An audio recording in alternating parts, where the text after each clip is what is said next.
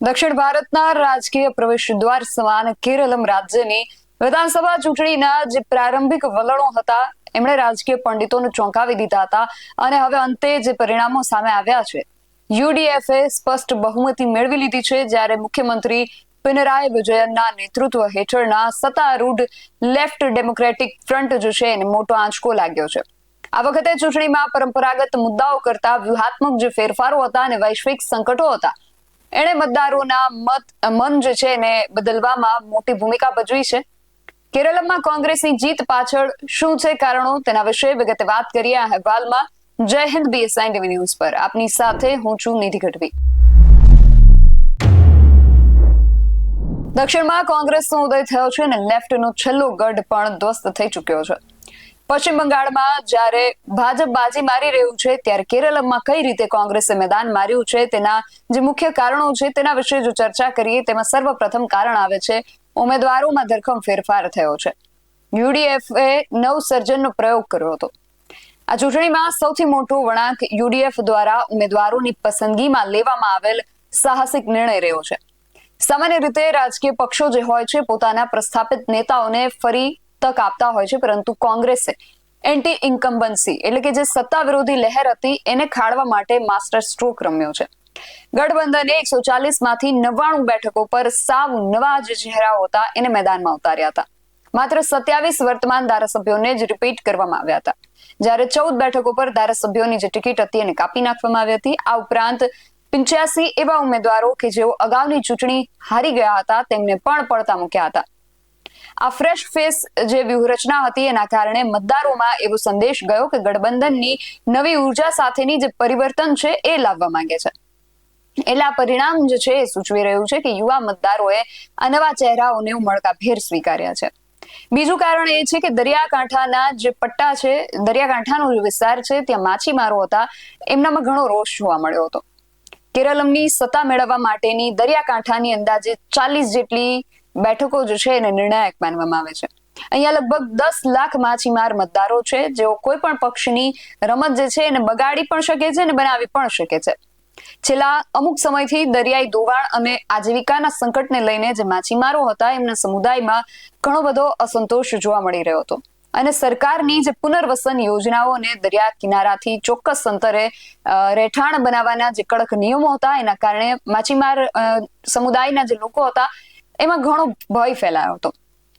ઉપરાંત તટીય વિકાસ પરિયોજનાઓમાં સ્થાનિકોની અવગણના અને પર્યાવરણીય મુદ્દાઓ પર એલડીએફ સરકાર સામે પ્રબળ વિરોધ જોવા મળ્યો હતો. જે રાજકીય વિશ્લેષકો છે એમનો એવો મત છે કે આ બેલ્ટમાં મતોનું 5 થી 10% ધ્રુવીકરણ પણ સત્તા પલટાવવા માટે પૂરતું છે અને એ મુજબ જ યુડીએફ આ જે ધ્રુવીકરણ છે યુડીએફની તરફેણમાં જતું જ દેખાયું છે. આ જે પરિણામ આવ્યું છે એનું ત્રીજું મહત્વપૂર્ણ કારણ છે સ્થળાંતરિત મતદારોની ગેરહાજરીનું ગણિત. કેરળમના અર્થતંત્ર અને રાજકારણમાં અખાતી જે દેશો છે એમાં વસતા મલયાલીઓનો મોટો ફાળો છે. રાજ્યમાં લગભગ 2.42 લાખ નોંધાયેલા પ્રવાસી મતદારો છે. સામાન્ય રીતે ચૂંટણી સમયે આ જે મતદારો છે ખાસ મતદાન કરવા માટે એમના વતનમાં પાછા આવતા હોય છે, પરંતુ આ વખતે સ્થિતિ જે છે એ કંઈક અલગ રહી છે. પશ્ચિમ એશિયામાં જે તણાવ વધી રહ્યો છે અને ખાસ કરીને ઈરાન ઇઝરાયલ સંઘર્ષ જેવી પરિસ્થિતિ ઊભી થઈ છે, એના કારણે જે ટિકિટ ભાડા હતા એમાં 3 થી 4 ગણો વધારો થયો છે અને પાછી મર્યાદિત ફ્લાઇટ્સ હતી, આર્થિક બોજા હતા. આ બધા કારણે હજારો મધ્યમ વર્ગના જે પ્રવાસીઓ હતા એ મતદાન કરવા નતા આવી શક્યા.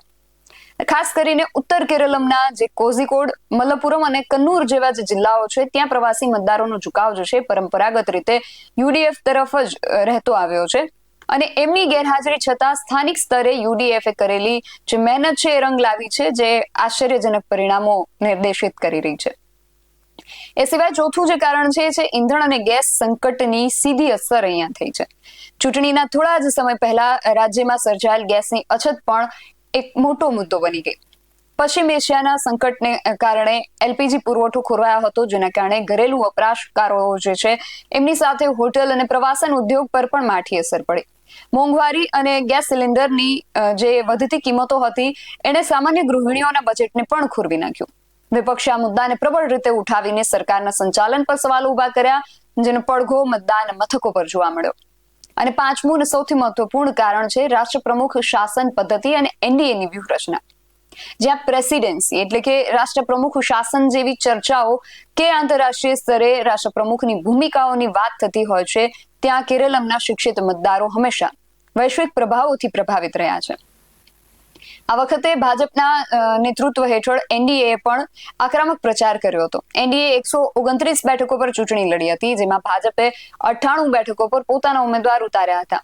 જોકે ભાજપે ઉમેદવારોમાં બહુ કોઈ મોટો ફેરફાર નહોતો કર્યો, જે કદાચ એમના માટે નુકસાનકારક સાબિત થયો હોય એવું જણાઈ રહ્યું છે.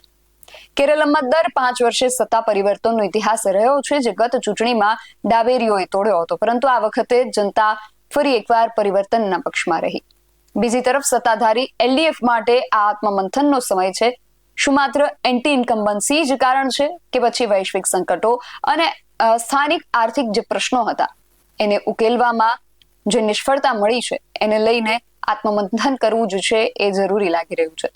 તમારું આ સમગ્ર વિષયને લઈને શું માનવું છે અમને કમેન્ટ કરીને ચોક્કસથી જણાવજો. આવા જ વધુ અહેવાલો સાથે મળતા રહીશું. તમે મારી યુટ્યુબ ચેનલને સબસ્ક્રાઇબ કરવાનું અને અમને ફેસબુક અને ઇન્સ્ટાગ્રામ પર ફોલો કરવાનું ભૂલશો નહીં. બાકી નવી અપડેટ્સ માટે આપ જોતા રહો BSI TV ન્યૂઝ. નમસ્કાર.